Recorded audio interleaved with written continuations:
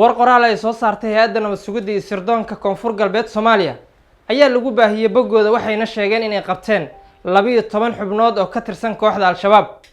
12kan xubnood ee howlgal ay sameynayeen ciidamada koonfur galbeed ee hay'adda nabad sugidda koonfur galbeed Soomaaliya ayaa waxay soo qabteen 12 xubnood oo ka tirsan kooxda Al-Shabaab. warka qoraalka ay ku soo daawaceen boggooda ayaa waxa qayb ka ahaa in howlgal ay sameynayeen muddooyinkii ugu dambeeyay ciidamada nabad sugidda koonfur galbeed Soomaaliya deegaanada hoos yimaada magaalada Baydhabo ee koonfur galbeed Soomaaliya ay ku soo qabteen 12 xubnood oo ka tirsan dagaalamayaasha Al-Shabaab. warkan qoraalka ah ayaa waxa lagu sii daabacay inay u kala qaabilsanaayeen kooxda Al-Shabaab 12kan xubnood oo saaka lagu soo qabtay isla markaana lagu soo bandhigay magaalada Baydhabo ee caasimadda koonfur galbeed. waxay sheegeen inay u kala qaabilsanaayeen sakawaadka iyo sidoo kale jabhadeynta.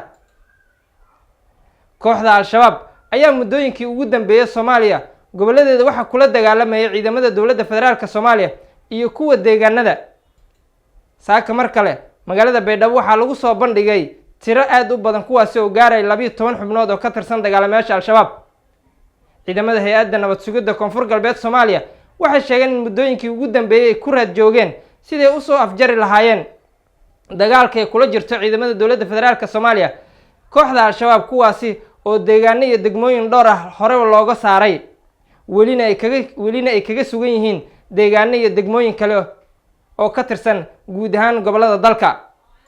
muddooyinkii ugu dambeeyay koonfur galbeed Soomaaliya waxaa ka socday howlgallo lagu xoojinayo ammaanka guud ahaan degmooyinkii iyo deegaano dhowr ah kuwaasi oo lagula dagaalamayay kooxda Al-Shabaab.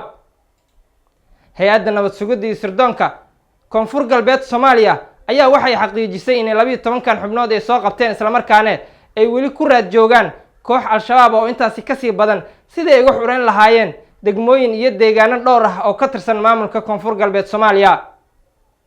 maaha markii ugu horeysay oo tiro intaan la eg lagu soo bandhigo qaar ka mid ah gobolada dalka kuwaasi oo ka tirsan xubno kooxda Al-Shabaab ah. 12kan xubnood ayaa saaka lagu soo bandhigay mar kale magaalada caasimadda ah ee koonfur galbeed Soomaaliya Baydhabo.